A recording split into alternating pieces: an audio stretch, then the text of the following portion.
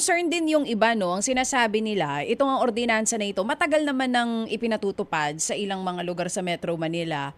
Parang binago lang yung branding. So kung matagal na naipapatupad, anong pagbabago po kaya ang mararamdaman namin kung matagal naman na nandiyan yan? Yes, Ma'am DJ Chacha. Una po, tama po si SLG Rimulya na mahalaga yung mga datos sinasabi natin, bumababa.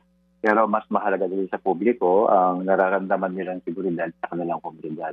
Kaya po pinalalakas natin, one, yung police visibility at presence sa mga lugar na madalas puntahan ng mga tao. Ito po ay makikita nyo na mas madalas na po na makikita ang PNP at saka yung mga barangay na nagpapatrol po pagdating po sa gabi, Ma'am DJ Chacha.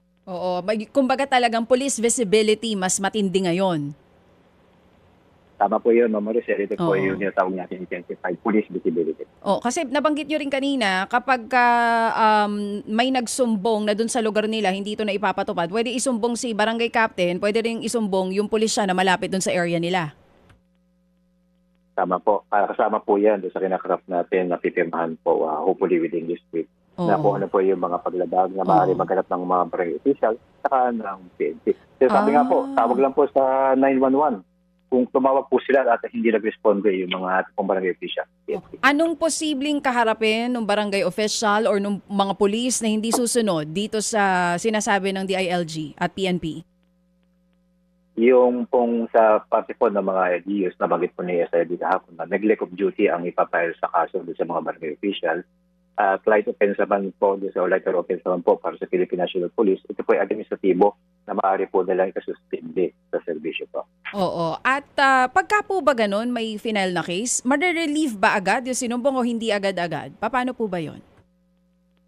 Pag tinawag po sa 911, hindi separate po ang investigation ng LGU kami sa mga barangay official. Ang PNP po ay bibigyan ng 24 hours na pag-explain kung bakit hindi niya nagawa yung mga dapat niyang gawin. At kapag hindi po satisfactory yung kanyang explanations, mag-diretso po sa tinatawag natin na pre-charge investigation. At kung saan maghahatulan siya kung ilang araw maaaring i-suspend siya sa serbisyo. Tapos, sir, yung ilan din sa mga comments dito po sa kahapon nga po na naging press con ng DILG at PNP, yung ilan sa ibinabato, public drinking, shirtless roaming, sama na rin natin yung video session na ipagbabawal. Ang sabi po ng ilan, ang daming mas malalaking krimen ang dapat pagtuunan ng pansin. Bakit ito? Bakit ito ang ipinangangalandakan ng PNP at ng DILG? Ano pong tugon nyo doon? Yes, on DJ Chacha, sinasabi nga po natin yung safer city strategy natin. Ito ay proactive at preventive strategy po ng ating pamahalaan. From the very beginning, ini-stop na po natin yung posibleng pangyayari ng isang krimen.